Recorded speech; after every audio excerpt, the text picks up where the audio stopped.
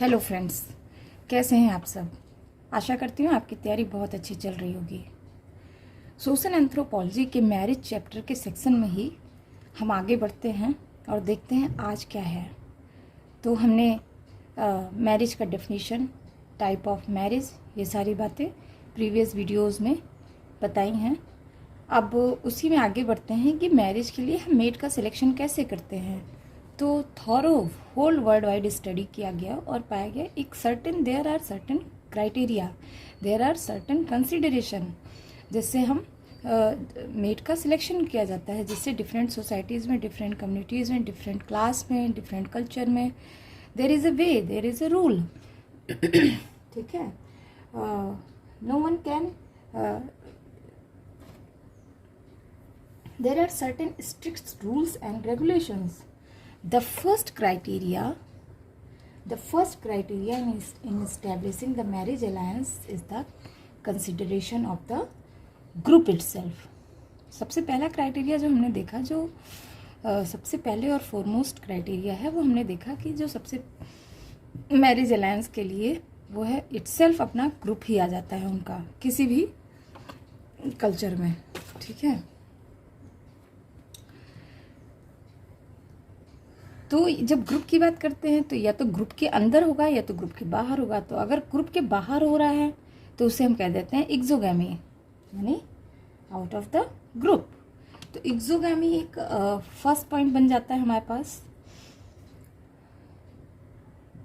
ये पॉइंट आप लिखते चलिए या मेरे साथ साथ या इसे स्क्रीनशॉट ले लीजिए या 2 या 3 बार सुनकर अपने वर्ड्स में लिखने की कोशिश करिए। ठीक है, तो एक्सोगैमी ये ऐसा रूल है, this is the rule by which a man is not allowed to marry someone from his own social group.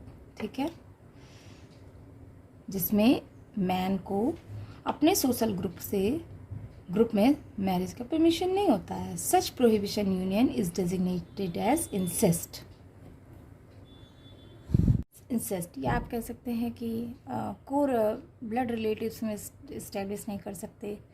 तो अलग अलग है, जैसे कुछ सोसाइटीज़ हिंदूज़ में है ना कि ब्रदर सिस्टर नहीं इस्टेब्लिश कर सकते, फादर डॉटर नहीं इस्टेब्लिश, तो this is called incest. Incest को एक्सप्लेन किया है most famous psychologist Sigmund Freud ने।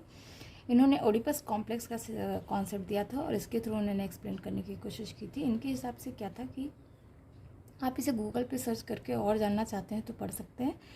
इनके हिसाब से क्या था कि जब एक फैमिली में एक सन और डॉटर एक साथ रेज किए जाते हैं तो वो आफ्टर सम टाइम जब वो सेक्सुअल मैच्योरिटी अटेंड करते हैं तब तक क्या होता है कि एक उनमें सन को अपनी मदर के लिए और डॉटर को अपनी फादर के लिए एक सर्टेन काइंड ऑफ पोसेसिवनेस या प्रोटेक्टिवनेस की फीलिंग आ जाती है और ये अपोजिट सेक्स के लिए अट्रैक्शन डेवलप हो जाता है। इसको कहते हैं ओडिपस कॉम्प्लेक्स। ठीक है, इसी चीज़ को मैलिनोव्स्की ने भी एक्सप्लेन किया है।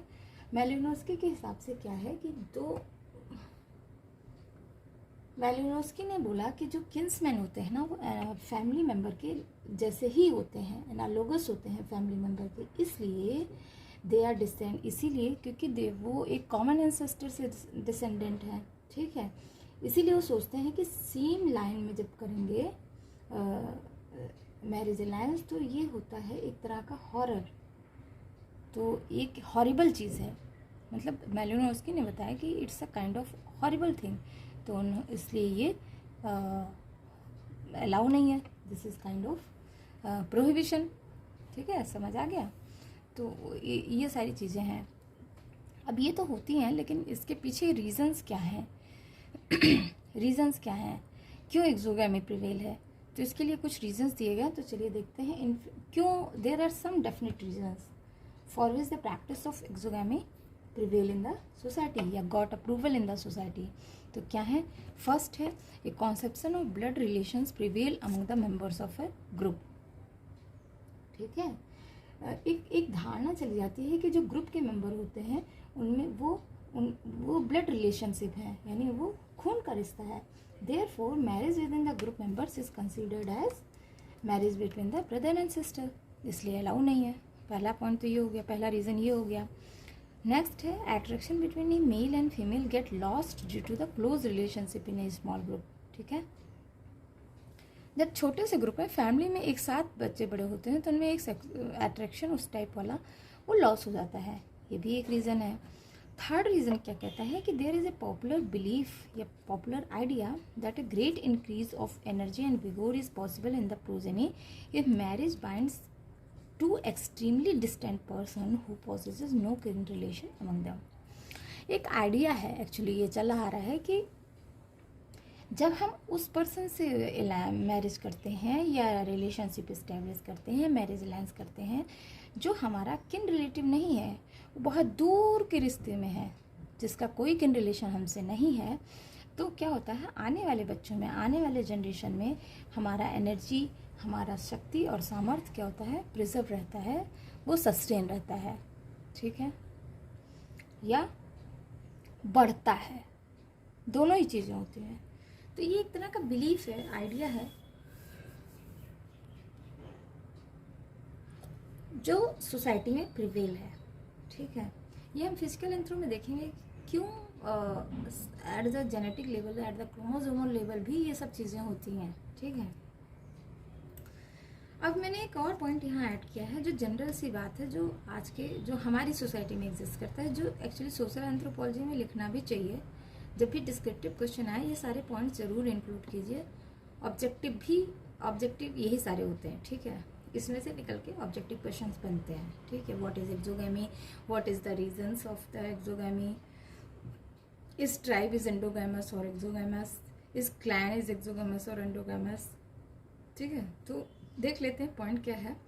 Hindus do not select there marriage partners having own गोत्रा नेम। आप सब जानते होंगे कि हम सेम गोत्र में शादी नहीं करते हैं। ठीक है, क्यों? It is believe that gotra denotes a large group where members originate from a common ancestor. क्योंकि हम जानते हैं कि हाँ, ये जो हमारा एक कॉमन एंसेस्टर से हम सारे हैं। जैसे कश्यप गोत्र, तो कश्यप ऋषि से हम पैदा हुए हैं।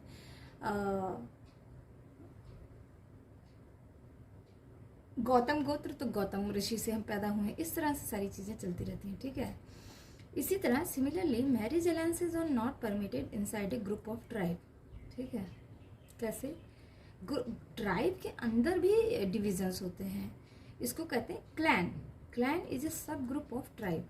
क्लैन इज ए सब ग्रुप। ध्यान से सुनिएगा, ये क्वेश्चन कई बार पूछता है, what is clan, what is tribe, why is clan is exogamous, why clan and tribe is endogamous, like this. ठीक है, clan is a subgroup of tribe that correspond to गोत्रा of Hindus। ये तो मैंने यहाँ पे लिखा है कि जैसे क्लैन, ट्राइब में जो सब डिवीजन होते हैं उनको कहते हैं क्लैन, और ये सिमिलर होते हैं किससे, जो हमारा डिवीजन होता है हिंदुओं के गोत्र से। By nature clan is exogamous. Sometimes exogamy is maintain in the territorial level also.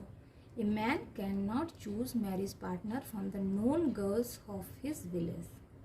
ठीक है, he has to marry a girl from other village only। आप सुनते होंगे जैसे पहले ज़माने में गांव का एक टोला होता था कि भाई एक टोले में 4-5 गांव हैं, दूसरे टोले में 4-5 गांव हैं, इस टोले के लोग दूसरे टोले में ही शादी करेंगे, इस टोले में इस टोले की लड़की इस टोले में शादी नहीं करेगी, दूसरे टोले में जाएगी ब्याह करके। तो that is all about the marriage alliance of the exogamous system.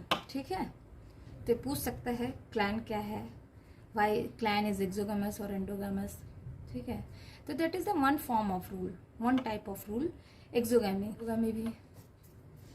Endogamy भी एक रूल है, जैसे मैरिज अलायंस इस्टेब्लिश किए जाते हैं, इसमें मेट सिलेक्शन होता है। Endogamy, this is the rule which compels the member of a group to marry within the group। सीधी सी बात है, जो मेंबर होंगे वो सेम ग्रुप में ही शादी करेंगे या मेट सिलेक्शन करेंगे। ठीक है, all the tribe and caste group of India are endogamous. समझ रहे हैं? All the tribes and caste group of India are endogamous. यानी एक ट्राइबल ग्रुप, यानी लोधा है तो लोधा में ही शादी करेगा, ब्राह्मण है तो ब्राह्मण में ही शादी करेगा। ठीक है, तो this is एंडोगैमस। This means a man with a particular tribal identity marries a woman essentially from his own tribal group, though with different clan membership. वो clan तो अलग होगा लेकिन tribal group एक ही होगा. In the same way, persons belonging to a particular caste group always select their marriage partner from the same caste group, but different गोत्र identification. ठीक है. रीज़न क्या है? जैसे हमारे एंडोगैमी में एक्सोगैमस के लिए रीजंस दिए गए थे, उसी तरह एंडोगैमी के लिए भी रीजंस दिए जाएंगे.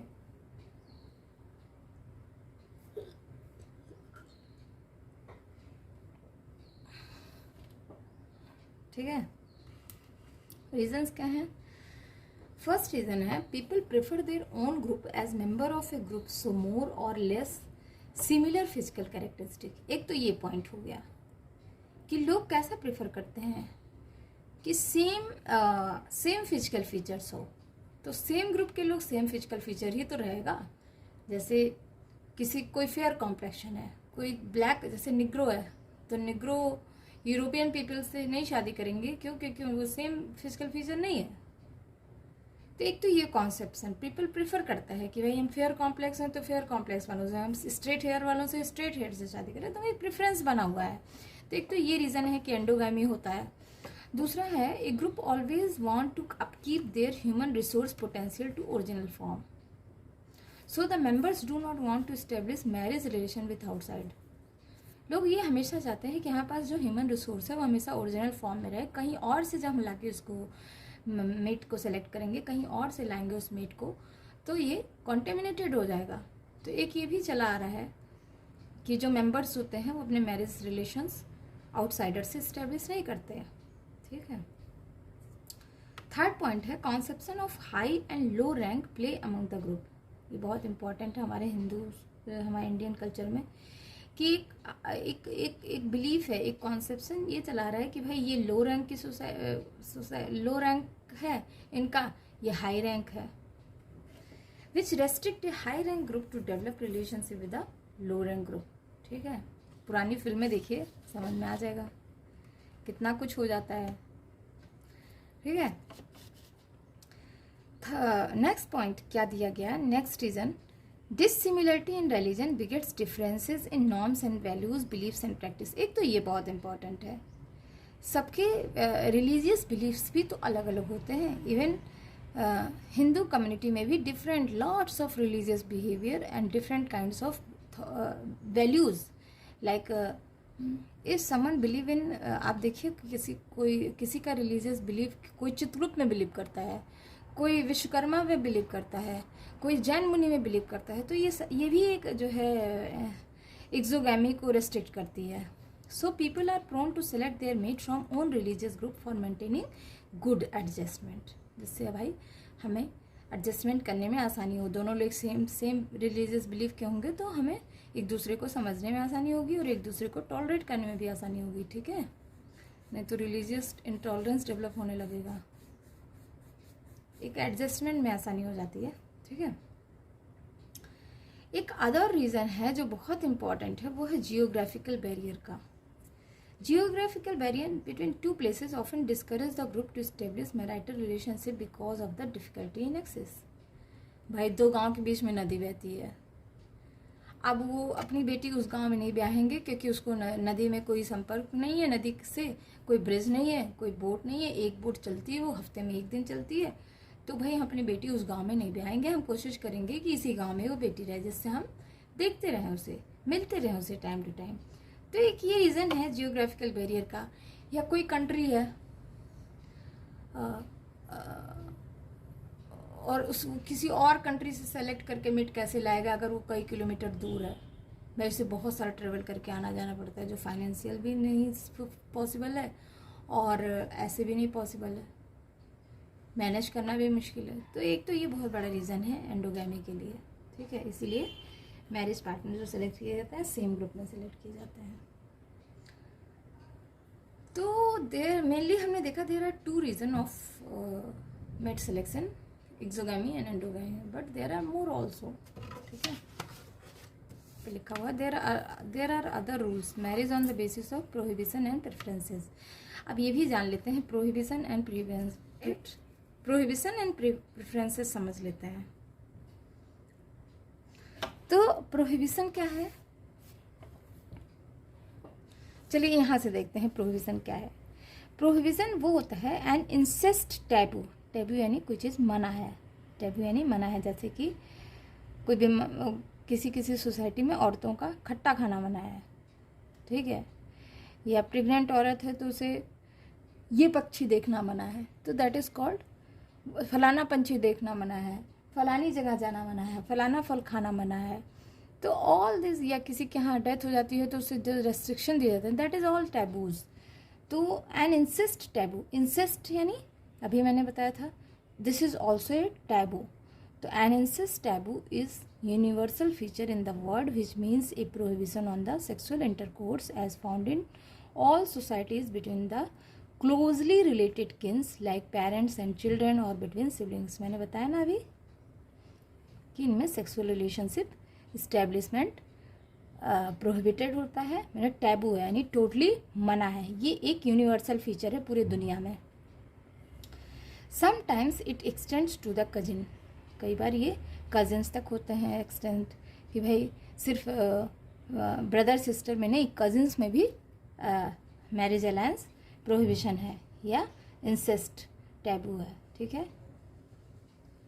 Sigmund Freud proposed that the attraction between a father and his daughter or between a mother and her son gradually raised jealousy and hostility towards mother और father respectively। मैंने बताया ना कि जो डॉटर होती है उसे फादर के लिए और जो सन होता है उसे मदर के लिए एक तरह का अट्रैक्शन डेवलप हो जाता है, जिससे वो क्या, जो डॉटर होती है उसे एक मदर के लिए जेलसी वाली फीलिंग आने लगती है और जो सन होता है उसे फादर के लिए जेलसी वाली फीलिंग आने लगती है, ठीक है। These are the subconscious feelings that remain renounced or repressed and result into aversion towards mother or father. However, prohibited relationship exist between parent and children of opposite sex, between brother and sister, etc.